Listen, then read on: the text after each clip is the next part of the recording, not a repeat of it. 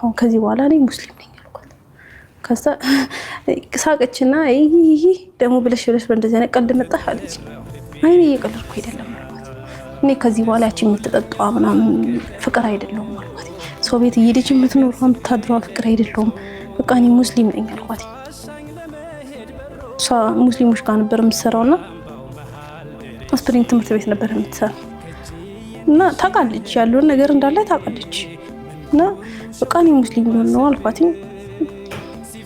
እንባ ቀረር አለ በቃ በጣም እና እንደ መጥፎ ማለት ወሰደችው እንደ ጥሩ ማለት ወሰደችው። ከዛ የምርሽ ነው ምናምን አለች። አዎ በቃ እኔ ሙስሊም ነው አልኳት። በቃ እኔ ሙስሊም ነኝ እኔ ዛሬ በጣም ቆይቻለሁ እኮ አልኳት። እንደዚህ ጊዜ ሆኖኛል እና ሆኛለሁ ምናምን ነገር አልኳት። በቃ የምትናገረው ጠፋትና ምንም እንዳላለ ሰው ብድግ ብላ ተነስታ ወጣች። እኔ ቁጭ አልኩበት ተነስታ ወጣች። ከዛ ምንም አላልኩም። አይ እናቴ እኔ እኮ ሌላ ቀን እኔ ነበርኩ ቁጭ ባልሽበት እጄሽ ሄዶ ምናምን ብዬ በቃ ከዛሬ ነገ ትነግረኛለች እያልኩ ምንም አላልኩም። ዝም ብዬ ተነስቼ ወጣሁኝና ማታ መጣሁኝ። እሷ ታውቃለች። በቃ የሆነ እንደ መዝጋት አይነት ነገር አለ።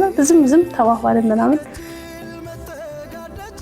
ከዛ ትዝ ይለኛል እህቴ እሳት ለብሳ ጎርሳ መጣች። በቃ ምንድነው የምሰማው ነገር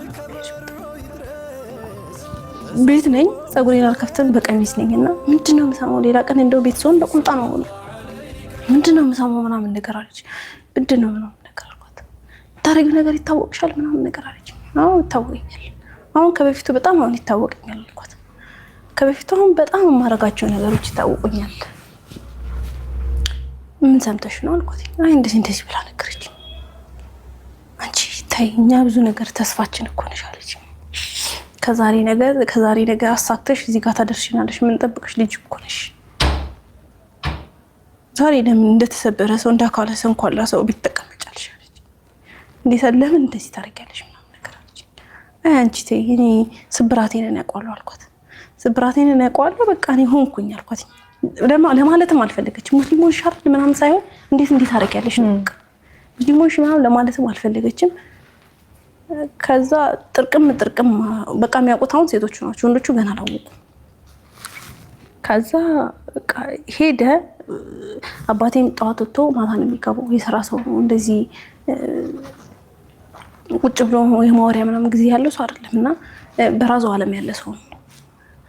በቃ እኔ ከዛሬ ነገ ምናምን ብዬ እኔ ሴቶቹ ነው የወንድሜ ወንድም ነው። ቢመታኝ ቢረግጠኝ ነው በቃ የአባቴም እንደዛው።